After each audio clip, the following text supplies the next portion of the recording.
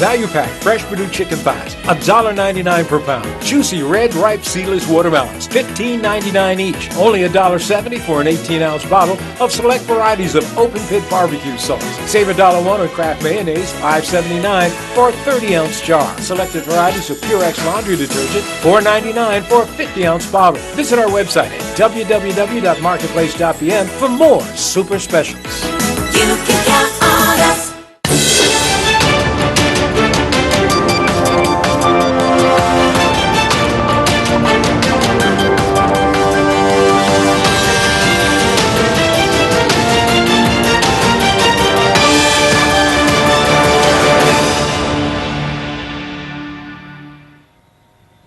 Welcome to the New Look Bermuda Tonight show from Bermuda Broadcasting. It's Tuesday, the 12th of June. I'm Diane Brewer, and thank you for joining us tonight. Is it a case of deja vu all over again? Cryptocurrency exchange Binance has inked a deal with Jersey, one of Bermuda's competitors in international business. And as we hear in this report from Gary Moreno, the deal is not very different from the one Binance struck with the government of Bermuda just a few months ago. The deal with Digital Jersey, which is the equivalent of Bermuda's Business Development Agency, involves the signing of a memorandum of understanding under which Binance is expected to develop a compliance and cryptocurrency exchange in Jersey. Binance will provide training and other initiatives to support blockchain in the Crown dependency. The deal covers compliance, anti-money laundering regulations, and exchange licensing. Changpeng Zhao, CEO of Binance, is quoted on the Digital Jersey website as saying, "We have chosen Jersey to be the next big step in our global expansion strategy for its clear and pro-crypto investment and regulatory environment. Not much different from what was said about Bermuda. What's more, under the MOU, it's expected that the move will create an estimated 40 jobs in the sector. Further, Digital Jersey and Binance Foundation will provide training in digital skills, including distributed ledger technology and regulatory compliance." Elsewhere, Digital Jersey says Binance will invest in new startups in Jersey related to blockchain and cryptocurrencies. Binance Labs will encourage innovation, diversify Jersey's economy, and help make it a leading digital center. Sounds familiar? Well, that's because Binance and the government of Bermuda recently entered into a not dissimilar arrangement. Premier David Baird said Binance will develop its global compliance base in Bermuda and create at least 40 jobs here, 30 of which would go to Bermudians. He added Binance would sponsor training for Bermudians in blockchain technology and compliance to the tune of some $10 million and make up to $5 million available for investment in new Bermuda-backed blockchain companies and set up a digital asset exchange here. There are similarities, though, between the Binance MOUs for Bermuda and Jersey, causing some concern for Shadow National Security Minister Michael Dunkley, who, from the outset, has questioned the validity of not only the MOU entered into with Binance, but also others with Shift, Omega One, and Medici Ventures. You know, are we being played by Binance? Are they going all over the world looking at this type of thing? Gary, we know they started in China. They left China. They went to Japan, and they moved from Japan when the Japanese were going to put regulation in place. They went to Malta, they went to Gibraltar, now they're in Jersey. You know, they're going all over the place. And I don't want to, totally dismiss any opportunity here, but what I have to say is that if you look at what's happened in the history of this fledgling potential industry, there's been much more hype than substantive progress, and we need to be careful. We can't sully Bermuda's reputation, and we can't promise Bermudians something that we're not going to be able to deliver. Meanwhile, Premier David Baird seemingly not put off by the Jersey Binance development. He told us the execution of an MOU between Binance and Jersey is consistent with Binance's stated goals of positioning the company on the global stage. He points out the important thing for Bermuda is that we were first. Others are following our lead. The government of Bermuda continues to work with them to ensure that the undertakings set out in the MOU signed with the government of Bermuda are fulfilled. He adds Bermuda's lead may well be followed by other jurisdictions, and that makes it all the more important for us to continue to provide the sound regulatory and compliance framework in place to stay ahead of these global developments. Gary Moreno, reporting for the Bermuda Broadcasting News. Thanks, Gary. Well, it's the most important event on the Bermuda Captive Calendar, the annual Captive Conference. This is the 14th year it's been running, but the topic's up for discussion. Very different this time around. Tony Waterman is live for us at the Fairmont Southampton, where the event is taking place. Tony, what are people there talking about? Well, the same thing, Diane, that a lot of people across a lot of different industries are talking about in this day and age, and that is blockchain technology, cryptocurrencies, crypto commerce.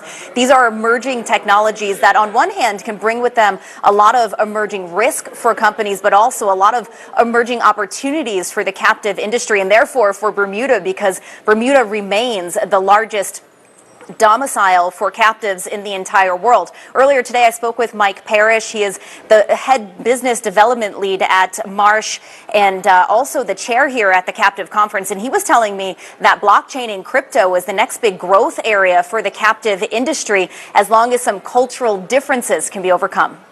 I think the problem is that a captive is an insurance company. An insurance company is a traditional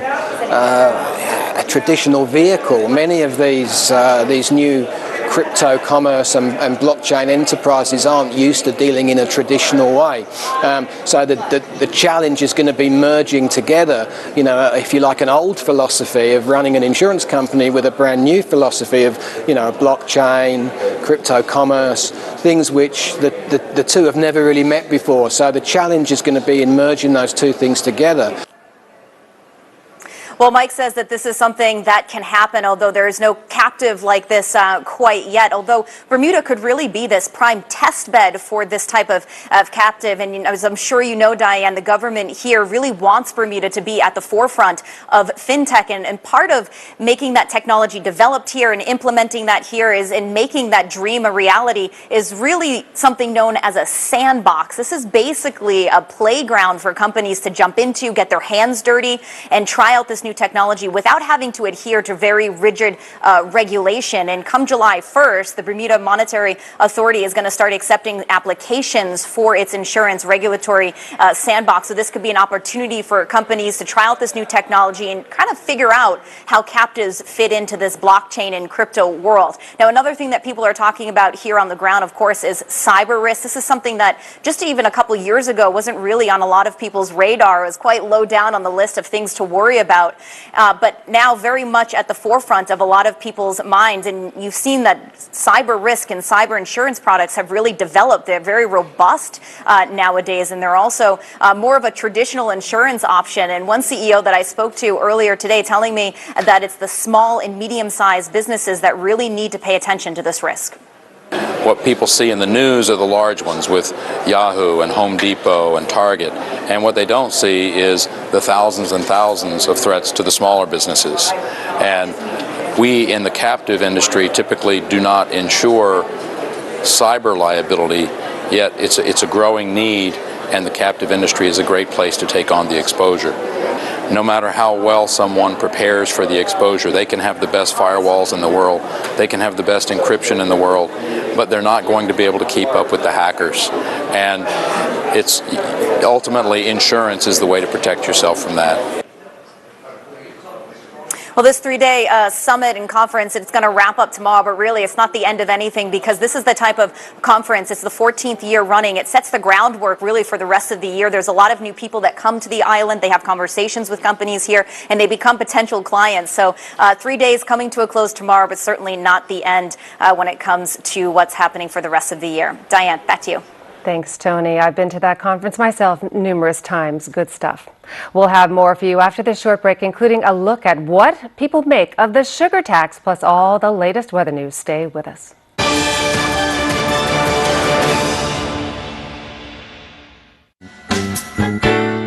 Price Rate is your one-stop shop with something for everyone. Household goods for kitchen, bedroom, and bathroom. Aisles of bulk groceries at value prices. A complete selection of fresh meat and produce, and an extensive range of frozen items to cover every meal. Wines from around the world, and beer and liquor at discount prices. Visit Price Right at our 2 locations in Pembroke and Warren. There's always something new and always something for everyone.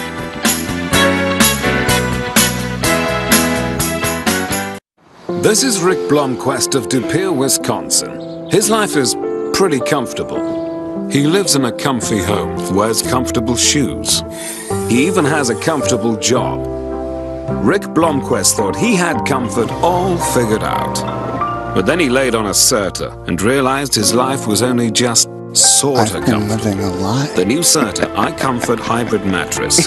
Not just sorta comfortable, Serta comfortable. Feel the difference a good night's sleep can make. Exclusively available at Dreams, Bermuda's only mattress gallery. Welcome back. Well, the police are looking into a recent incident at the Hamilton Princess that was captured on video and shared via social media. A man entered the property and began behaving in a threatening manner towards guests. Police are liaising with hotel personnel to minimize the likelihood of a recurrence. A hotel spokesperson said, quote, "We were disappointed to hear of the incident that took place at the hotel this weekend.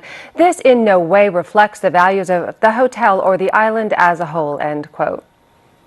In other news, the introduction of the sugar tax has been pushed back to October, with the costs now being phased in more gradually. But how does the public view the tax? And do they think it will lead us to make healthier food choices overall? Jasmine Patterson went to Washington Mall to find out what people think.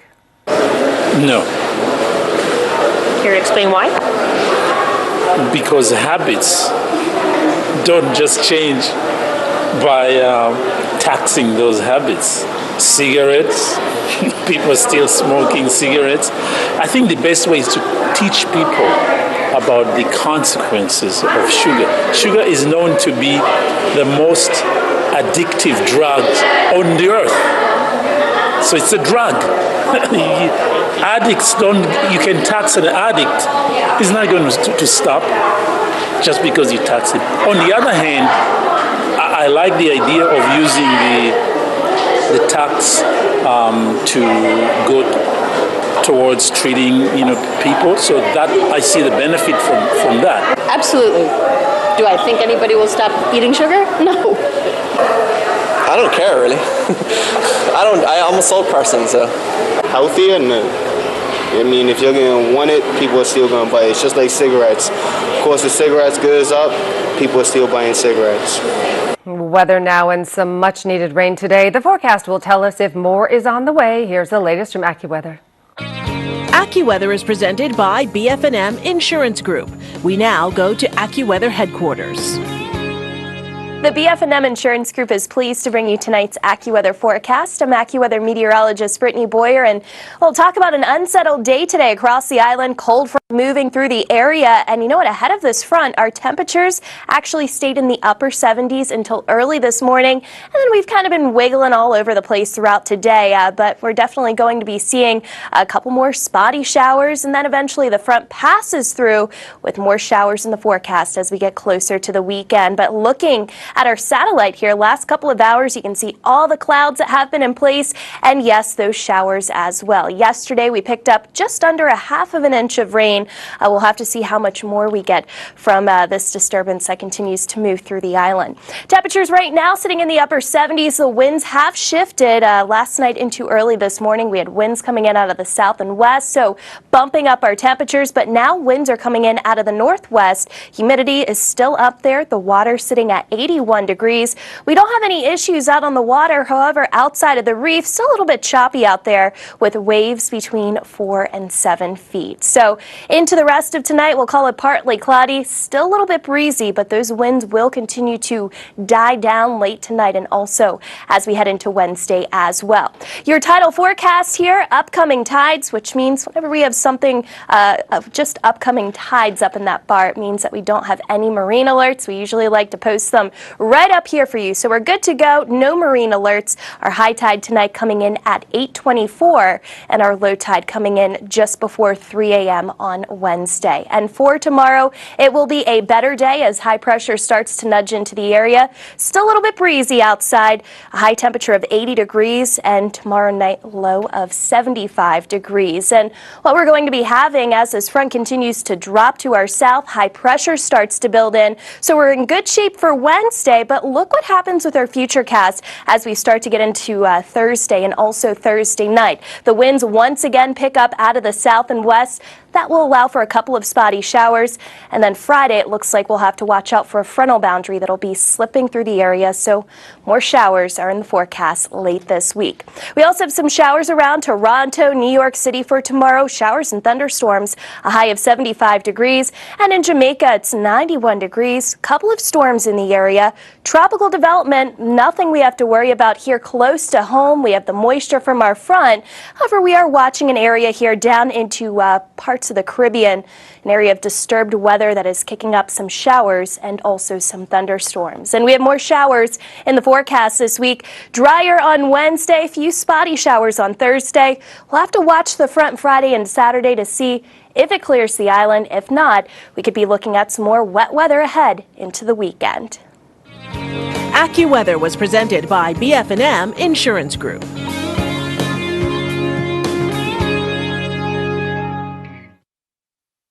It's hurricane season. Here are some tips from BF&M. Before a storm, make sure you have a family plan. Stock up on food and water and protect your home. Board up and make sure your insurance policies are up to date. After a storm, check everyone's safety, especially seniors. Inspect your property and secure from further damage. Then, note the damages, list, and take photos. Remember, you can always count on BF&M 24/7 during hurricane season and all year round.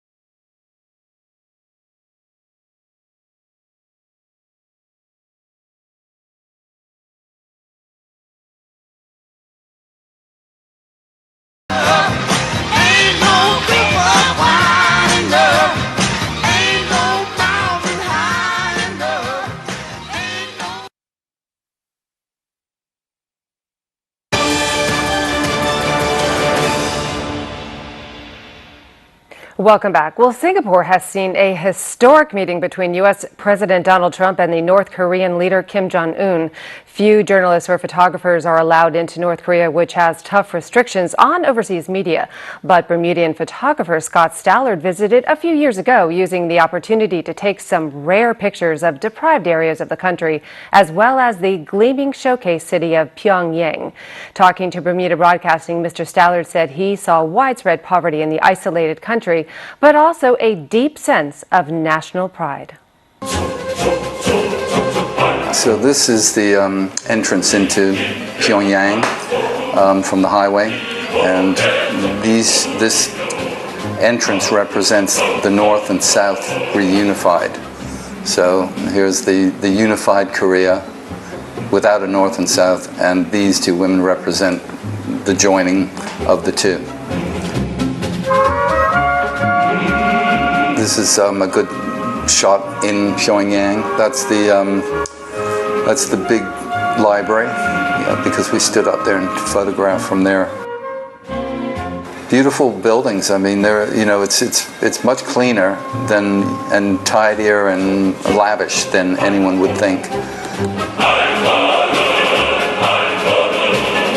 Kim Il-sung and Kim Jong-il, bronzed statues that are gigantic, probably 100 feet high. This is like worshiping your God, pretty much. To me, that's what North Korea is. Those are iconic images of what North Korea really is to most people. There's another world, which is that there's 20 million people, and 18 million of them live outside Pyongyang. 2 million live in Pyongyang, and they're the elite. Here's their metro. Chandeliers going down the middle, murals on the walls, quite the opposite of what, like New York City. You go in New York's metro and it's disgusting. And this is just absolutely, you could eat off the floor. But the equipment is 1950s, Russia, The 18 million people who live in the countryside, in this, they're there basically feeding Pyongyang first, and probably first and then themselves. They're wearing military uniforms a lot of the time, and especially the men, which leads me to believe that their supposed million-man army is actually just men wearing the uniform, but not necessarily marching up and down ready to fight. But you can see that this is almost medieval. They don't have the equipment. Everything is pretty rudimentary. Something you'd see in England in the 1700s almost. I think that his aim is to bring North Korea out of the darkness and retain his seat and retain his power, but I think that's what they're promising him, is America is saying, you get rid of the threat and we will help you rebuild your economy and get food production going, give you the technology you need, and China has every ability to do that. So I think that's where the aim is. I felt like there's so much here to see, to grab, to as a photographer or a filmmaker or lover of other cultures, there's so much in front of you. There's just, it's not desolate. It's not dead in any way. It's very vibrant, very alive.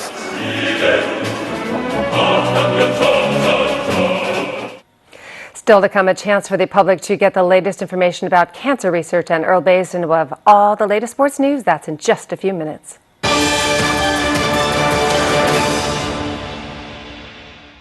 You can count on us. Sweet and juicy peaches or nectarines, just $2.99 per pound. Save $4 on fresh USDA bone-in ribeye steaks, $15.99 per pound. Schmidt Old Time Honey Wheat Sliced Bread, $4.49 for a 20-ounce loaf. Wishbone salad dressings, only $3.25 for select varieties of 15-ounce bottles. Select varieties of 128-ounce bottles. Arizona iced tea, just $5.99. Have a happy and safe Heroes Day holiday from the marketplace. You can count on us.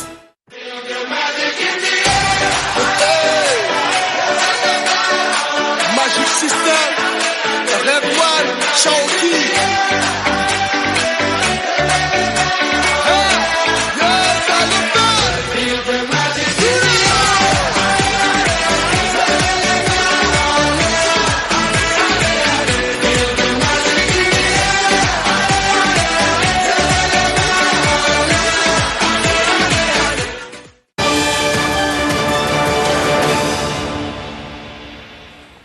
Welcome back. Well, more than 200 oncologists, surgeons, radiologists, and other medical practitioners have arrived on the island for the second Pink and Teal Conference on breast and ovarian cancer.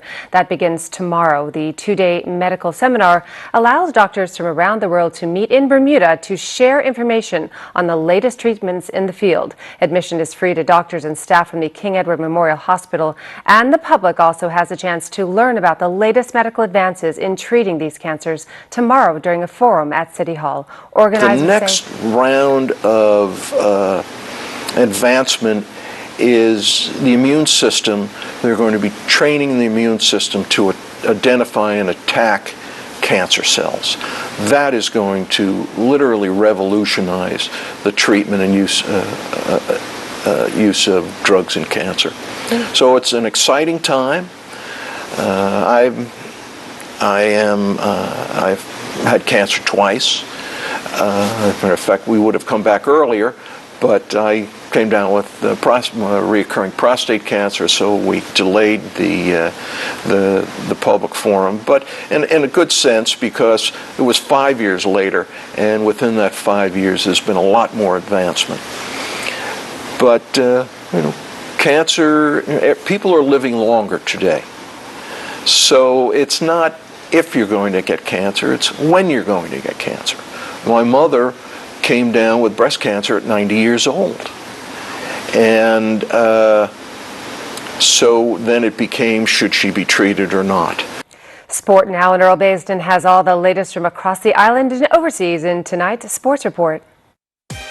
Amir Dill and Majesty Wilson are having the time of their lives at the Football for Friendship going on in Russia. Football for Friendship is an annual international children's social program implemented by Gazprom. FIFA World Cup Russia 2018 and Gazprom invited 2 youth from each of FIFA's 211 member associations, together with 2 chaperones, to travel to Russia to participate in the Football for Friendship program. Dill and Wilson were selected by the Bermuda Football Association. The young Bermuda ambassadors are representing the country very well. The Bermuda team made the front page on day 4 of the Football for Friendship newsletter. Meanwhile, Bermuda Football Association officials were part of the meeting as the Caribbean Football Union elected a new president. Randolph Harris from Barbados was elected during the 33rd Ordinary Congress going on in Russia.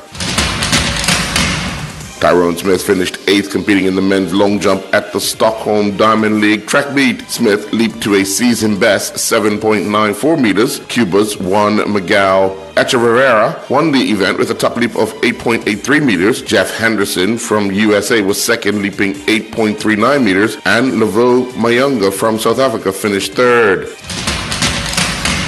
Scott Barnes competed in the Quincy Grand Prix in the Park karting race. Barnes competed in 2 classes. He had some bad luck in the L206 class with 2 crashes, but he finished 4th in the 125 shifter final race, finishing behind 3 really fast ICC motors. The Bermuda Cricket Board's 50-over league season continued while Bermuda cricketers competed in England over the past week. And once again, we bring you the top performers for the past week. In the batting department, Dalray Rollins, representing Eastbourne Cricket Club, was the top scorer with a knock of 68. With a knock of 62, Rollins, this time representing Sussex Seconds, had the second highest score. Chacon Edness from Western Stars was the next highest with a knock of 60. In the bowling department, Chris Daly from Devonshire Recreation Club had the best figures of 8.4 overs, no maidens, 5 for 30. Alan Douglas Jr. had the second best figures of 8.2 overs, 5 for 36, representing St. David's Cricket Club, and Rollins was in it again, representing Sussex Seconds, had the third best figures of 10.2 overs, 5 for 42. Meanwhile, Kamal Lavrock and his Nottinghamshire second 11 teammates went down in back-to-back 2020 matches against Derbyshire Seconds. In the opening game, Lavrock and his teammates went down by 5 wickets. Batting first, Nottinghamshire were restricted to 106 for 7 in their 20 overs. Lavrock scored 14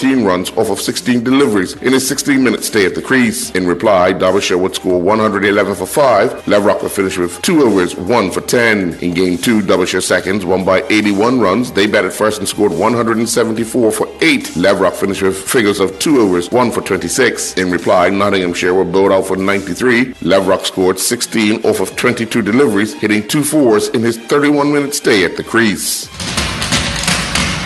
Gillian Teixeira concluded competing at the CSI 2, CSI 1, and CSI YH1 Leer Alzof International Horse Jumping event in Belgium. Teixeira and Chakova finished 73rd, competing in the CSI 2 1.40 meter table A in 2 phases class. They were clocked a time of 54.12, but they had 8 penalty fault points. During the CSI 2 1.30 to 1.35 meter table A in 2 phases special class, Teixeira and Iluna Di Cantaro finished 7th. They had a double clear phase time of 37.61. Teixeira and Amarulo finished 19th, competing in the CSI 1 Table A with a jump-off class. They clocked a time of 72.62, but they had 4 penalty fault points.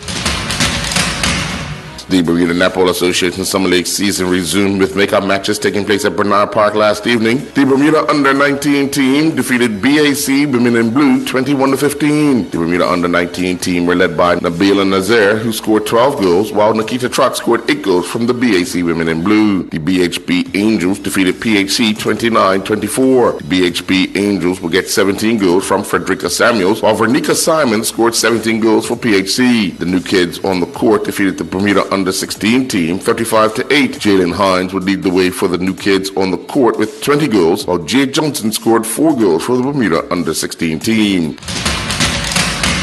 18 goals were scored in the latest round of the Bermuda Inline Ball Hockey League doubleheader at the PCC Hockey Rink last evening. In the opener, the St. David's Islanders defeated the Warwick Waves 4-0. They would jump out to a 3-0 lead at the end of the first period with goals off the sticks of Pete Browski, Jeremy Esty, and Christopher Jackson. Jeffrey Engelman would score the only other goal of the game, which came in the third period. In the nightcap, Adam Atoll led the Southampton Sailors to a 9-5 victory over the Tuckerstown Tropics with a hat-trick, while Adam Kernow and Chris Grantier added 2 goals each. David Provast and Townie Jackson both found the net once. Christopher Merritt scored twice for the Tuckerstown Tropics, while Shannon Goose, Noah Vera, and Owen Cease added a goal each. I'm Earl Basden with Bermuda Broadcasting Sports. And that's it for tonight. Hope you enjoyed our new look. I'm Diane Brewer. Thanks for joining us. We look forward to seeing you again tomorrow. Good night.